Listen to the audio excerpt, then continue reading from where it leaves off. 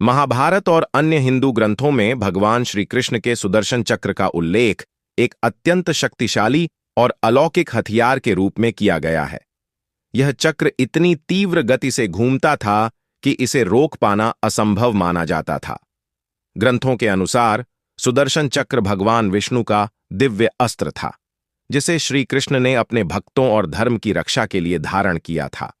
लेकिन क्या यह वास्तव में एक अलौकिक शक्ति थी, या फिर यह किसी उन्नत तकनीक का उदाहरण हो सकता है? इस लेख में हम इस रहस्यमयी अस्त्र का गहराई से विश्लेषण करेंगे।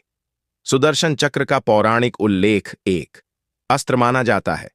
पुराणों के अनुसार इसे भगवान विश्वकर्मा ने भगवान विष्णु के लिए तैयार किया था।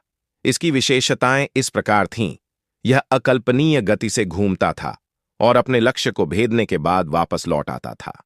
इसे भगवान विष्णु और श्री कृष्ण के अलावा कोई अन्य चला नहीं सकता था। यह किसी भी प्रकार की बाधा को भेदने और शत्रु का संहार करने में सक्षम था। 2. महाभारत और अन्य ग्रंथों में उल्लेख सुदर्शन चक्र का महाभारत में कई महत्वपूर्ण अवसरों पर उपयोग हुआ है। जैसे जब अर्जुन और कृष्ण इंद्रप्रस्थ में थे, तब कृष्ण ने इसे कई बार उपयोग किया। महाभारत युद्ध के दौरान जब जयद्रथ की हत्या के लिए सूर्यास्त रोकने की आवश्यकता पड़ी, तब श्री कृष्ण ने अपने योग बल और सुदर्शन चक्र का प्रयोग कर सूर्य को ढक दिया था। कृष्ण ने कंस और शिशुपाल जैसे दुष्टों का वध भी इसी चक्र से किया था। क्या यह एक वैज्ञानिक हथियार था? पहला सुदर्शन चक्र और आधुनिक हथियारों की तुलना। यदि हम आधुनिक तकनीक से सुदर्शन चक्र की तुलना करें, तो यह कई अत्याधुनिक हथियारों के समान प्रतीत होता है। ड्रोन तकनीक। यह स्वचालित रूप से लक्ष्य का पीछा करता था और सटीक रूप से वॉर करता था। यह आधुनिक ड्रोन मिसाइल सिस्टम से मेल खाता है। Lightning weapon. यह एक ऊर्जा से चलने वाला हथियार प्रतीत होता है जो लेजर गन और उच्च ऊर्जा किरणों की तरह कार्य कर सकता है। Artificial intelligence. यह चक्र स्वचालित रूप से निर्णय लेता था कि किसे मारना है और किसे छोड़ना है।